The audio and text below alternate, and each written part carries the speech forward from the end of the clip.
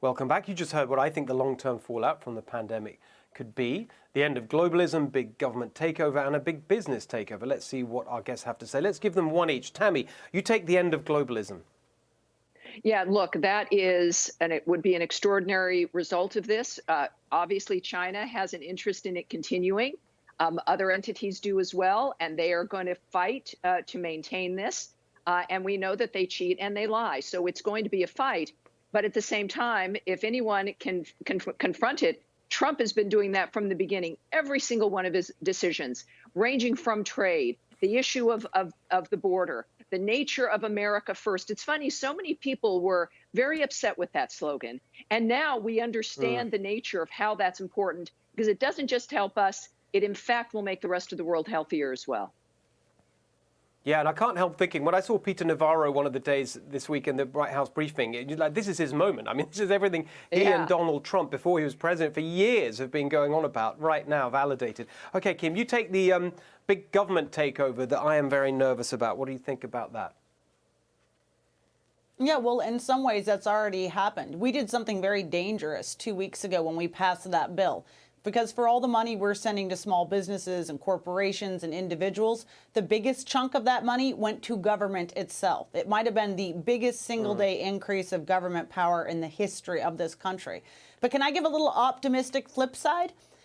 I'm also thinking it this way. Here's an opportunity too, Steve. The opportunity is this. When you have emergencies, governments are forced to put aside regulations and speed things up. And we're seeing that from the FDA to changes in truck regulations. Yeah. This is a moment for everyone to be asking, did we need those in the first place? And do we really need them to come back? And I see some real opportunity there. Fantastic point. Thank you so very much. I really love that point. All right, Charlie, big business takeover. I'm very anxious about that as well.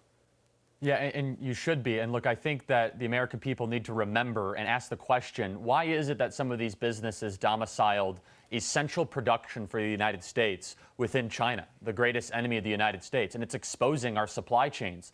It's exposing that some of the most needed pharmaceuticals for our country are halfway around the world, to a country that could turn off the lights instantaneously.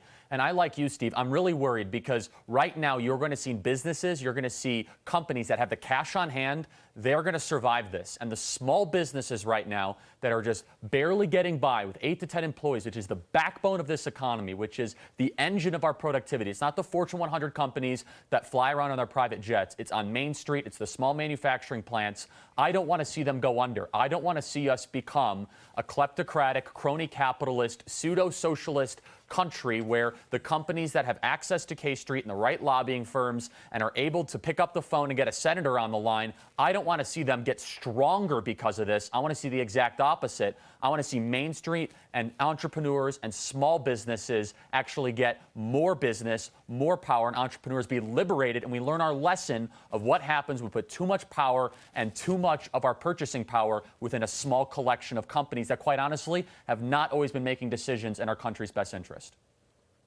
Really well put. And Kim, I think that is really goes very tightly together with the point you just made, because big business and big government often thrive together. Yes. Yeah, absolutely. And so we need to be on guard, but we also need to be viewing this as an opportunity to rethink government and ask the question of who's doing the most good now in response to this, and how do we make sure that our business sector, whether it's small businesses or bigger businesses, have the flexibility and to remain one of the most ingenious economies the world has ever seen.